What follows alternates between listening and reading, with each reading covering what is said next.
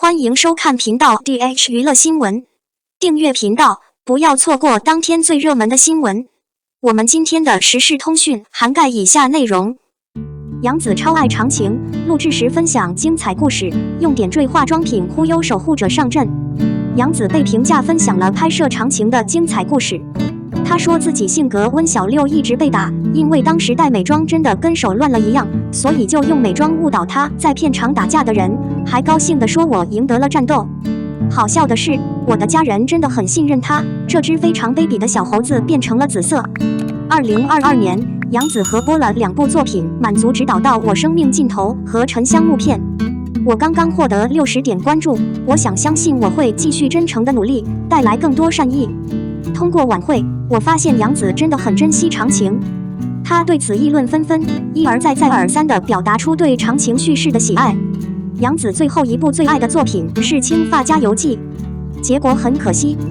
不管第1部作品《发加油记》录制完成多久，评价就不知道了，口碑也不会太差，理由是没有人可能可惜了传达出去了，浪费了绿发加全员8个月的时间和对人群的假设。不少网友表示，还算老实无辜的小姐姐，还是别开这样的玩笑了，恨爹嫁娘，小姐姐有点幽默感，长相思有额外的信任我，等等。杨紫有效瘦身，黄色大衣精致可爱。一贯的春晚里都会有不同的题材紧追不舍，其中一个就是关于杨紫的。今年的迎春之际，杨紫有几个项目。小节目方面，她穿红大衣特别有魅力，身穿红色大衣，脚踩深色马丁靴，背着蓝色麻袋，大辫子的状态诱人，显得青春火热。事实上，在春节开始之前，已经有不同的做法。一时间，杨紫的黄大衣也被不少人所推崇，许多人需要在网上找到类似的风格。显然，细心的小伙伴们大概都看出了杨紫比之前瘦了很多，可以说是进入了弱肉强食的状态。媒体报道的女明星都是波浪形的，尤其是身材，几乎很多女明星的体重都在100斤左右，有相当一部分人的体重会保持在80、90斤左右，甚至有少数人会结交70斤。除了彼此内向，女明星变得更健康，还有另一个重要因素，那就是在镜头前看起来很棒。其实，如果一个人的体重在100斤左右，就会显得格外单薄，而对于女明星来说，100斤的体重在荧幕上会显得更加接地气，所以她们会努力控制自己重量。杨紫也在会上表示，自己也在努力健身。大年初七，杨紫同样晒出了自己开工的照片，她身穿黄色大衣，脚踏马丁靴，发型分外妩媚。细心的小伙伴们会发现，杨紫身上穿的这件黄色大衣就是最近被网友晒黑的大衣。不得不说，对比和路人网红女大牌肯定是完全不一样的，除了外表，性格上也会有反差。02，肖战又加了一项业务，公号来了，粉丝真假不好说，但期待吧。要问国产娱乐中谁的支持最多，支持人数最多，非肖战莫属。34个支持的数量让他在本土娱乐排行榜上名列前茅，而这34个支持中有8个是奢侈品。这种包销的性质也是众多同伙的眼红。与2022年初权威宣告权威支持不同的是，肖战久违的首签还未开始，粉丝们同样期待着2023年有哪些作品能成为肖战的原创。虽未权威宣誓，却主动传出关于肖战的报道从未间断网络。比如过去的欧莱雅王牌，经过长时间的传闻后发表了权威声明，而瓦工经过7天的谣言发表了权威声明。肖战的大部分影视资源都是喜怒无常的，然而这个支持资产具有很高的准确率，也是100%，基本上是90%的准确率。综上所述，无论何时爆出肖战包销业务，粉丝都不会一口否认。综上所述，球迷没有直接数据，想象一个他有效的场景。肖战的商业支持不仅限于奢侈品，他的好用品牌有相当一部分是大众品牌，好来牙膏、滴露、心相印等，虽然不是国际知名品牌，不管怎么说，这些物品都是不可替代的资产，可以深入到很多家庭。如此一来，无论肖战粉丝的利用率如何，都可以在肖战的应援中找到合理的承销。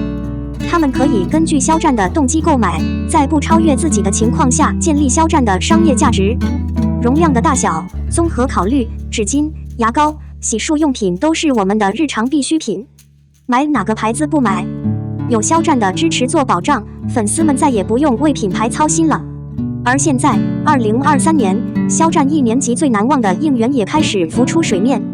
正如很多广告号口中所说，肖战要爆奥利奥了。开小灶、欧扎克、益达、悠悠美、于田川浓缩咖啡、鸟牌、百事可乐、新阳岛牛奶、青岛啤酒、Rio 混合饮品。真正爱肖战，吃喝是根本。面纱期间，无数肖战粉丝都在家里熬不过10多天的粮草，全靠每天加载的肖战应援来凑钱。这种情况，肖战爆奥利奥面包卷也不在话下。在肖战正式表态之前，粉丝们通常不必过多考虑，但与影视资产的八卦花絮不同，肖战支持资产的网络传播早已基本得到认可。一个既拥有世界顶级奢侈品牌支持，又掌握大众奢侈品牌的男人。粉丝喝的是混合饮料、牛奶、啤酒、可乐、浓缩咖啡、闪亮水，只是吃自热的米饭和谷物，偶尔吃点山楂、巧克力和李子，这样的相关性要小一些，买个饼干是当然更好。尽管尚未正式宣布，但粉丝们现在已经开始期待了。总而言之，奥利奥作为一个老品牌，一段时间以来一直是年轻人的最爱。肖战若支持，粉丝看剧又多了一件福利。简直不敢说那些还在上学的黑粉们会不会喊防雷，这是少数几款不用别人就能买到的精品零食之一。03鞠婧祎晒写真大片，片方认为废片令影迷失望，鼓励赶紧改版。照片中的鞠婧祎一改往日的长发刘海和不羁的造型，少见的长发辫和深色丝巾，整个人白的在聚光灯下闪闪发亮。很明显，这张照片是在地下车库拍摄的。鞠婧祎还模仿了哈利奎因典型的拉眼皮姿势，活泼妩媚。鞠婧祎一贯的强项是驾驭服装，不管是不是只是一件嫁接的毛衣，穿在她身上其实是很潇洒的。幸运的天鹅颈，无心的印象，结合身后的古树绿草，鞠婧祎用一组冬日写真捕捉春天的本质。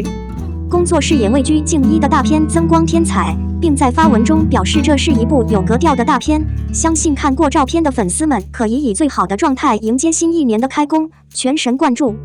按照惯例，工作室会在工匠出席或更新后发送一些额外的照片。没想到这一次，鞠婧祎的工作室就这么翻了。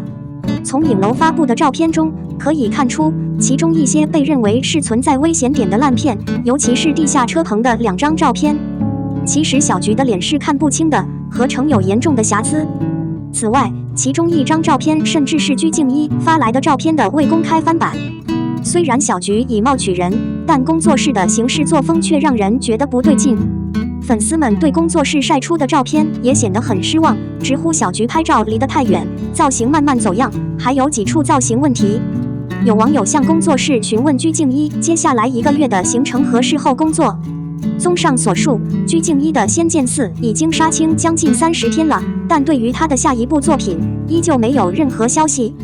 一些活跃的粉丝甚至直截了当地要求改造鞠婧祎在评论区的工作室。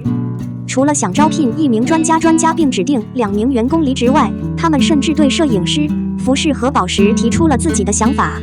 平心而论，鞠婧祎的化妆品和服装绝对配不上现在的位置，粉丝们的2句想法倒是挺贴切的。鞠婧祎转型艺人后，真的是很低调。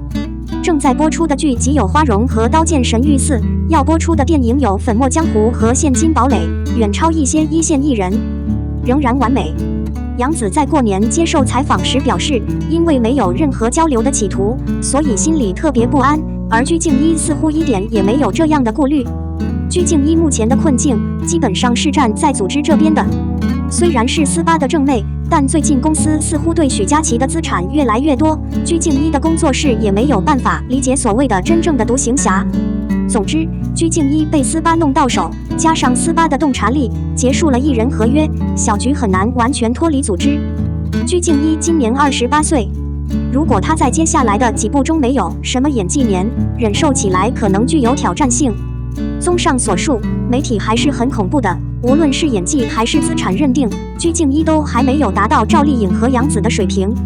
相信斯巴可以把重心放在鞠婧祎身上，她坚持不懈的努力，大家都看在眼里。我们的新闻部分文此结束，欢迎把你们的想法留在评论区，大家一起讨论一下。欢迎也别忘了帮我点个赞加关注谢谢大家。